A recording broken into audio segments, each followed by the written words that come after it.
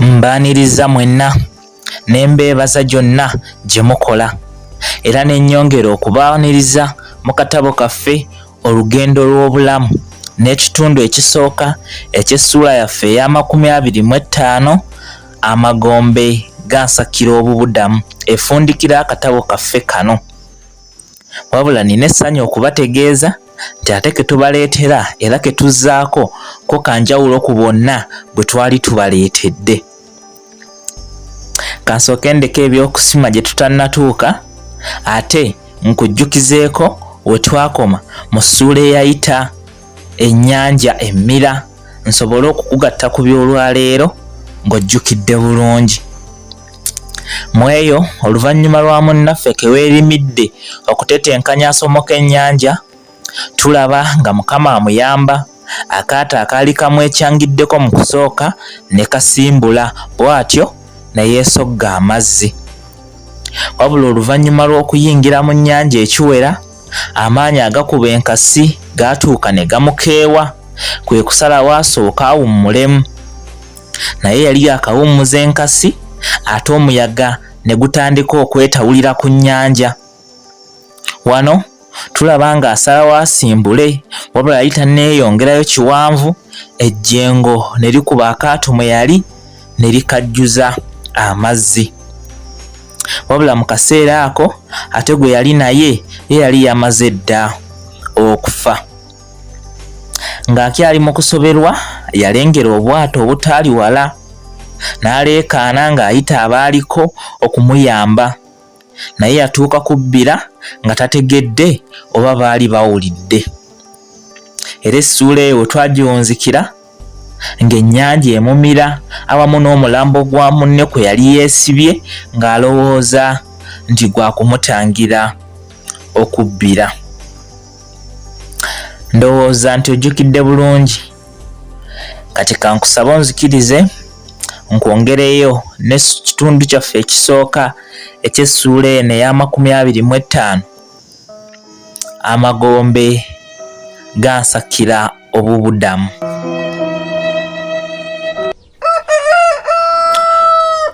Ebbanga nga liyiseewo nazuula nti Mukama ekyokumpa obulamu obwesiimisa obutaliimu migozoobano teyakirina mu ndowooza. Kyeyavanga asalawo buli mulundi okunsumululanga ku lujegere lw'abafa.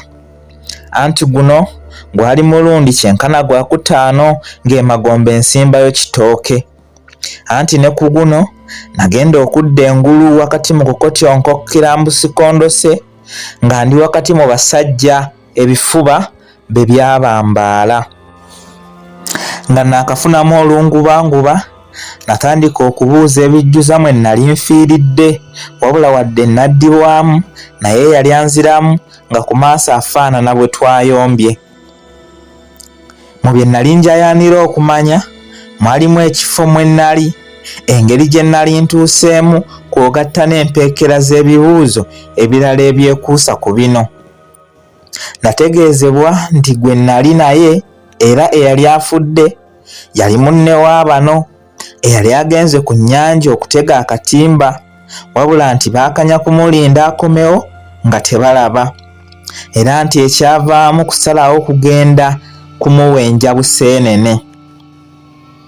Naye nti ekiro ekyali kiyise bali batengejjedde busa kuba mpawo kye baazuula wadde okubawa essuubi. Wabula nti amaanyi tegaabagweramu ddala kwe kusalawo n'enkeera bakole kyekimu. Yantegeeza mbu amaanyi gaali gabawedde era nga basazeewo ebyokunoonya babiveeko baddeyo bamugatte ku banne abaali baazaawa oba okumulangirira mu bagenzi. Wabula nti baba baakafuna endowooza eyo kwe kulengera eyali mu kulaajana ne bapapa nga balowooza nti ye yali munnaabwe. Era nti we baatuukira bwe baali balengedde awanjaga baasanga maze okubbira. Nti olw'okuba bba amazzi baali bagatwalanga nnyaabwe beevaamu omu nakka kwe kutuzuula nga tweyongerayo ku ntobo y'ennyanja era nti oyo ye yali Katonda wange. Eyanyumiza bino gwe nali ndyoyo okubuuza ekimuntunuuliza n'obwenyi obubunya emitaafu saatawaana, kuba nali ntegedde obusungu gye yali abuggya. Anti yantegeeza nti bwe baatunnyulula ne basanga nga munnaabwe omwagalwa yafuuse dda ennyama ya walumbe, ng'ate nze gwe baali tebamanyi na kumanya mpozi okunteebereza ebikyamu nga nkyalimu omukka, ne banyiigira Katonda nga beegwanyiza nti oba oli awo singa bibadde bikyusiddwa nga munnaabwe yakyalimu obulamu. Era mbu singa kyali kisoboka obulamu obutono bwe nalina okubunkwakulako ne buweebwa munnaabwe bandikikoleddewo, kuba nze baali tebandabamu mutambo. Bwe nawulira bino nga sinnamanya na kifo mwendi, nayoya okusimbulirawo neeyongereyo n'ensi, kuba nali ntegedde nti abantu bendimu ekibafuula abantu nkula yokka, wabula kaak'obuntu akannyonnyola omuntu baali tebaafuna. Ekibuuzo kyange ekyokwagala okumanya ekifo mwe nnali kyo tekyayanukulwa, kuba eyali ayanukudde ebyasooka yali tafaanana kubaako kirala kyantegeeza, ate nga banne obutwavu babumukiza entunula.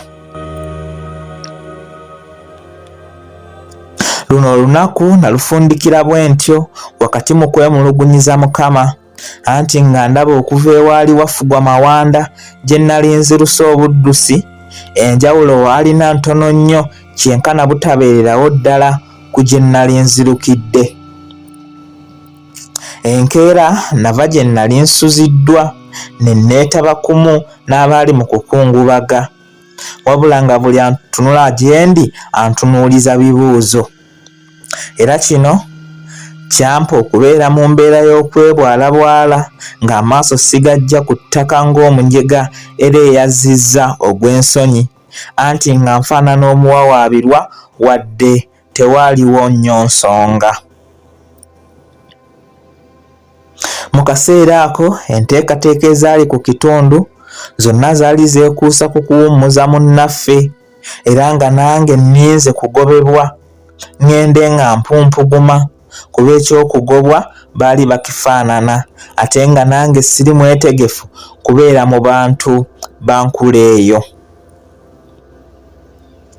Essaawa y'okuziika ng'etuuse, engeri gye ssaali nawandi wa kubeera, nasigala kumu nabo wadde tekyali kyangu kusalawo, wabula ekyokukola okwawukana ku kino nga sikirina. Wakati mu miranga ebigambo byatandika okwogerwa, wabula ng'ebisinga byekuusa ku yali afuuse omugenzi. Be yali awangaala nabo naddala ab'oku lusegere baaweebwa akakisa okwogerako ku bitonotono ebikwata kwe yali afudde, wabula nga buli ayimuka byayogera ttendo lyereere.